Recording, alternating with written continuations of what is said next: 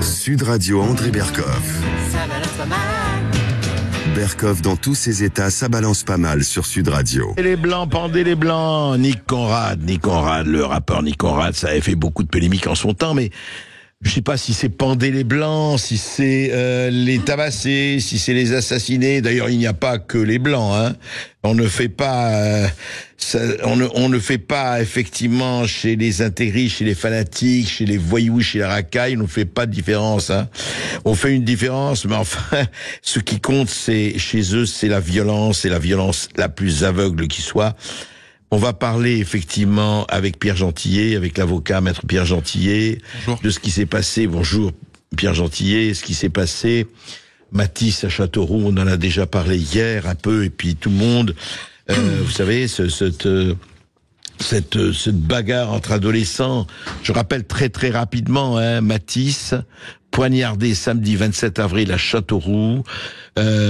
Altercation, bagarre, rap. On a commencé par dire oui, ce n'était pas non, c'est que Matisse avait dit des propos racistes et c'est pour ça que l'autre a répliqué avec un couteau, hein, par hasard, et qu'il a carrément massacré, etc. Alors voilà, l'enquête est ouverte pour tentative d'homicide volontaire. Ils avaient fait une battle de rap freestyle. Matisse avait pris l'avantage. L'autre s'en est effectivement vexé et il est allé chercher son couteau et puis il a cherché sa mère. Et voilà, ils sont mis en examen aujourd'hui, en tout cas arrêtés. Mais le plus grave quand même, ce sont les conséquences, où on essaye de dire mais non, mais écoutez, c'est une rixe, encore une fois, c'est un fait divers, encore une fois, ça revient, hein, ça revient tout de suite, les choses. Ça revient, et Pierre Gentillet, avant de vous interroger là-dessus, et vous connaissez bien Châteauroux, et vous connaissez bien Bélabre, je voudrais vous faire écouter deux choses. La première, c'est Gilles Averrousse, qui est le maire de Châteauroux, Gilles Averrousse, qui a effectivement répondu et commenté suite à toute cette affaire et rapporté ce que pensait la famille. Écoutez. J'ai eu ses parents hier, je les ai vus encore ce matin. Vous imaginez qu'ils sont effondrés. Ce qu'ils souhaitent, c'est qu'il n'y ait pas de récupération politique de cette affaire. Ils veulent être laissés tranquilles dans leur douleur. Ils apprécient les mots de soutien qu'ils ont, c'est ce qu'ils attendent. Ils veulent se relever, repartir plus fort derrière en la mémoire de Matisse. Je crois que le message à faire passer, c'est celui-ci, c'est qu'il faut être positif, il faut penser à Matisse, il faut penser aux parents et peut-être laisser à plus tard les commentaires qu'on peut entendre ici ou là. Les parents de Matisse souhaitent pas qu'on porte ce sujet sur la place publique. Et ils souhaitent pas qu'on parle d'immigration, qu'on parle de la nationalité. Voilà, parle pas d'immigration, parle pas de nationalité, parle pas de problème, faut être positif, faut penser à Matisse. Tout le reste, écoutez, pas de commentaires, insidieux, voilà, la famille souhaite ça, donc pas de problème. Non, mais de quoi vous parlez? C'était un jeune Afghan, pas de problème. Ah bon, pas de problème, mais c'était intéressant parce que le même Gilles Averrousse dans les grandes gueules de RMC en 2021, donc il y a 3 ans, voici ce que disait Gilles Averrousse exactement sur une arrivée de migrants dans sa bonne ville de Châteauroux. Écoutez. Alors oui, ils sont arrivés samedi en milieu de journée, vers midi, comme ça avait été annoncé la veille au soir, vers 21h, voilà, où on m'a dit demain... il va y avoir, alors je reprends le terme exact utilisé, un desserrement du campement qui a lieu devant la préfecture d'Île-de-France et 15 des personnes présentes seront amenées à Châteauroux. On appelle ça une opération de desserrement du côté de la préfecture. C'est ça, c'est le terme qui a été utilisé. Et vous savez à qui vous avez affaire? Vous savez comment vous allez les prendre en charge ou pas? Alors vendredi soir on n'a pas pu me dire parce que je ne savais pas encore quel serait le fil des 15 qui allaient monter dans le bus. Et si les 15 même arriveraient jusqu'à Châteauroux ou pas, au final ils sont bien arrivés. Le profil, on commence aujourd'hui à le connaître un peu mieux. Sur les 15, il y a 5 Afghans en situation régulière. Ce sont que des célibataires. Moi j'avais l'inquiétude par rapport aux familles, aux enfants et aux besoins de scolarisation. Et voilà, et sur la méthode, je trouve que c'est quand même pas une manière de faire, quoi. On prend des gens. Ils ont demandé eux à venir à Châteauroux? Pas du tout. Eux, je pense que quand ils ont monté dans le bus, je sais même pas si on leur a dit si le bus allait à Châteauroux. Enfin, clairement, il n'y a pas eu de suivi individuel avant. Donc, on est vraiment dans une gestion. Pardon, mais on gère pas des humains, on gère des marchandises. On en prend 15. On se dit on va les mettre à Châteauroux. Et voilà quoi. Ouais, c'est exactement le ressenti qu'on a. Voilà ce que le même Gilles Averroux, Pierre Gentillet, disait effectivement. Regardez, c'est pas des manières de faire.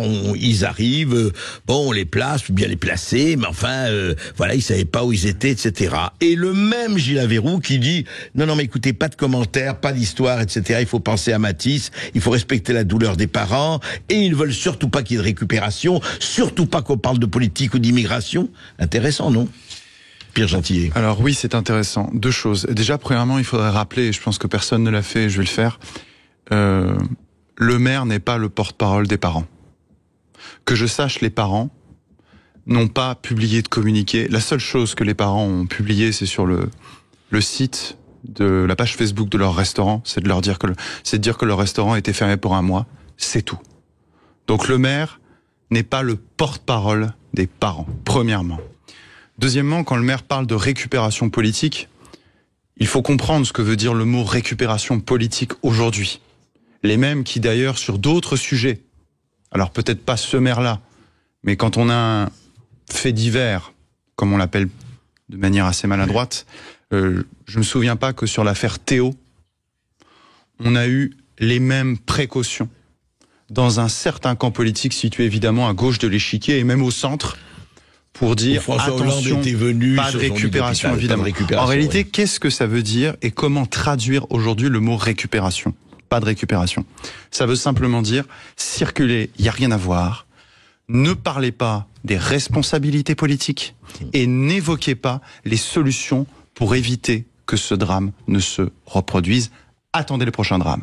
C'est ça ce que ça veut dire aujourd'hui. Parce que en réalité, qu'est-ce qu'on voit ? C'est toujours la même chose. C'est aujourd'hui, on a un drame.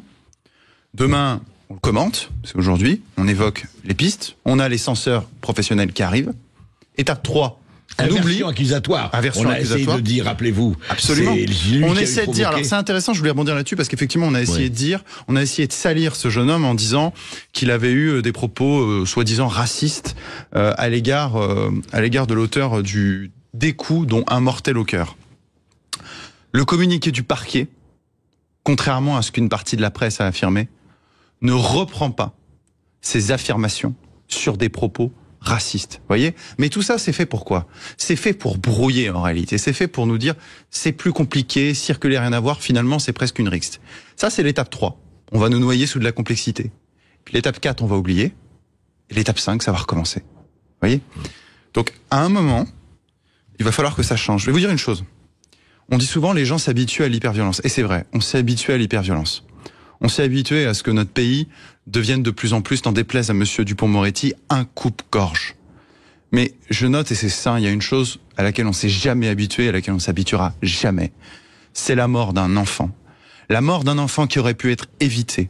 La mort d'un enfant qui aurait pu être évitée si cette personne et ses parents et sa mère qui a participé, semble-t-il, selon le communiqué du parquet, à l'agression, si ces gens n'étaient pas venus en France, ces gens de nationalité afghane, si vous voulez, moi la première réaction que j'ai eue, c'est mais que font ces gens ici ? Comment se fait-il que ces gens sont entrés là ? On nous dit des troubles psychiatriques. C'est la guerre. Non mais on dit c'est la guerre en Afghanistan. Ils sont. Non mais attendez, déjà c'est faux. Il y a pas de guerre en Afghanistan. C'est faux. Il y a un changement de régime politique pour un gouvernement qui est aujourd'hui sur des positions talibans. Je crois savoir que sur un sondage du Pew Research Center, qui est un institut de sondage américain absolument incontesté, dans les années 2000, 90%, vous m'entendez, 90% des Afghans étaient favorables à la charia. Donc je pense pas que le régime taliban effraie particulièrement les Afghans. C'est intéressant, juste Pierre Gentillet, par rapport à ça. J'ai appris justement avec Esteban Ranier qui préparait l'émission que les Afghans sont les premiers demandeurs d'asile en France. Tout à fait. Ce sont les premiers demandeurs d'asile. Ça représente de mémoire 15 à 20 000 demandes chaque année, dont une bonne partie est déboutée, mais en fait, en réalité, ils restent sur le sol français.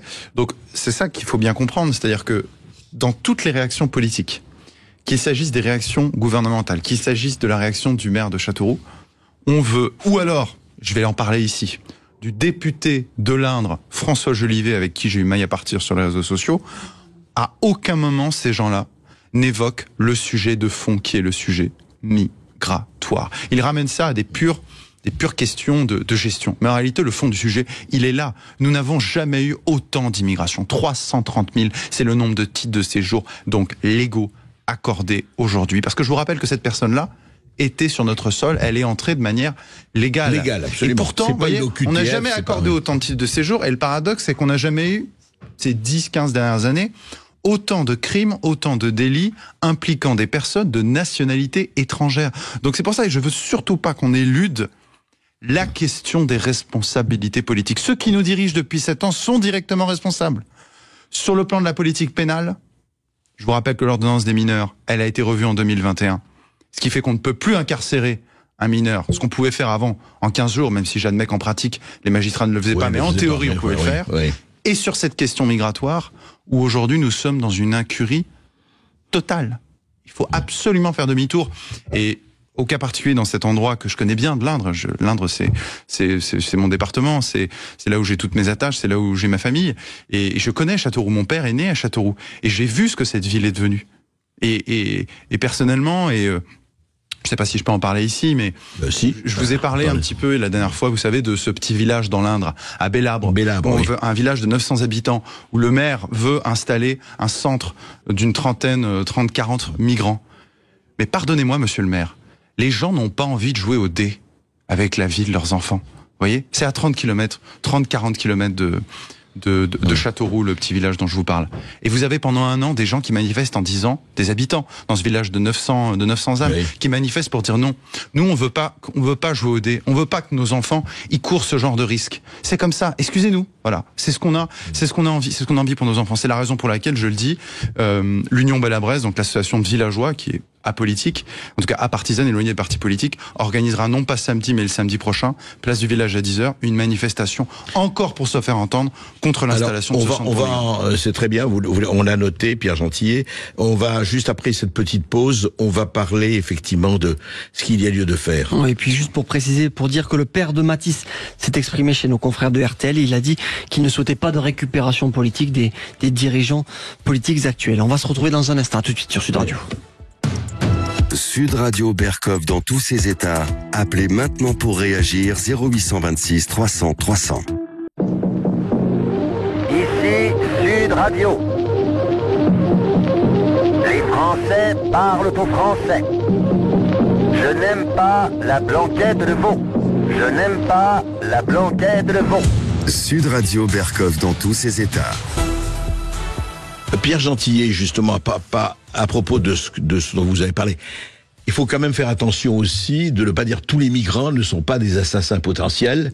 C'est pas ce que vous dites, mais je crois que c'est important de dire que il y a incontestablement quelque chose qui est là du point de vue de la migration, en tout cas sans contrôle, et la migration incontrôlée, mais cette espèce d'open bar et de maison absolument où tous les vents peuvent souffler, et effectivement pas faire la connexion généraliser ce qu'on peut faire. André Berkov, je suis tout à fait d'accord avec ce que vous dites, et je n'ai jamais dit à un seul moment que 100% des Afghans qui viennent ici sont terroristes. Par contre, ce que je dis, ce que je maintiens, ce que j'affirme ici à votre micro, c'est que si sur 100 migrants afghans qui viennent en France, si j'ai la connaissance qu'il y en a, ne serait-ce qu'un seul qui peut tuer, un seul qui est terroriste, je suis prêt à refuser les 100. Vous voyez ?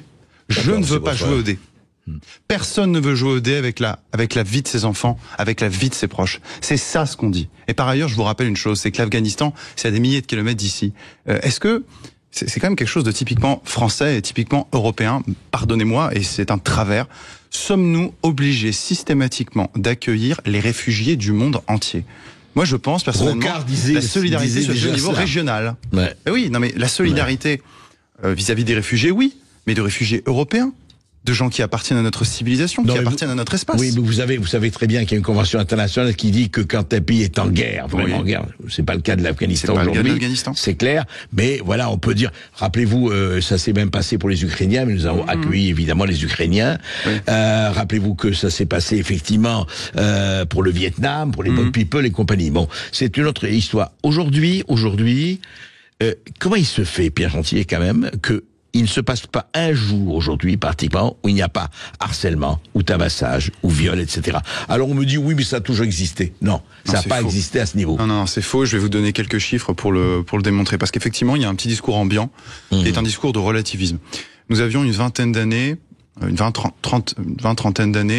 à peu près 100 agressions gratuites, c'est-à-dire sans motif crapuleux, par jour.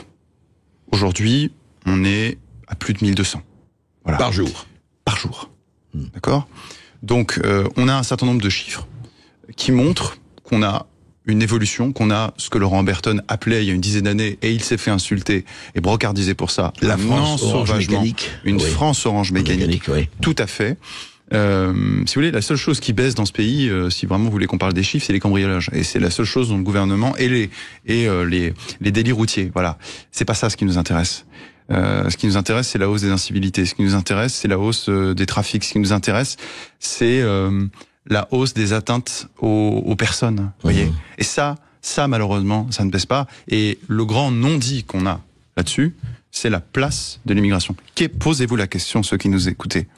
Qu'est-ce qui a changé dans votre pays en 20-30 ans ? Ceux qui ont connu ce pays il y a 20 ans et qui le voient aujourd'hui voient très bien que notre rapport aux autres, notre rapport à la sécurité... Je vous donne une anecdote personnelle, très court parce que j'ai eu ma mère après ce drame au téléphone, et ma mère, je vous dis, mes parents connaissent très bien Châteauroux, mon père y est né, et ma mère me dit, mais tu vois, il y a quelque chose qui a changé parce que elle vit dans un petit village, j'ai grandi dans un petit village, elle me dit, moi je fermais à peine la porte à clé et je fermais pas les fenêtres. Aujourd'hui je ferme tout et je vérifie tout, y compris de jour. Y compris de jour. Vous voyez ? Donc ça prouve bien qu'il y a quelque chose qui a changé en 20-30 ans. Interrogez-vous sur ce qui a changé. Voilà. Vous savez, on a reçu hier Jean-Michel Lavoisard, qui est quelqu'un qui vit en Afrique, qui vient faire le chemin de Saint-Jacques de Compostelle. Il traversait la France. Il a dit exactement la même chose. Il a dit, j'ai traversé les villes, les villages, etc. Et il y a ça. Et il y a ça qui est là. Et effectivement. Donc il y a, pour terminer juste, il y a un déni de réalité chez un certain nombre de princes qui nous gouvernent, à droite comme à gauche, comme au centre, comme ailleurs. Il y a incontestablement le déni majeur sur la réalité de l'ensauvagement de ce pays, et qui touche encore la Macronie, toute une partie de la gauche, et aussi une petite partie de la droite, disons-le, c'est la question migratoire. Je pose des questions simples.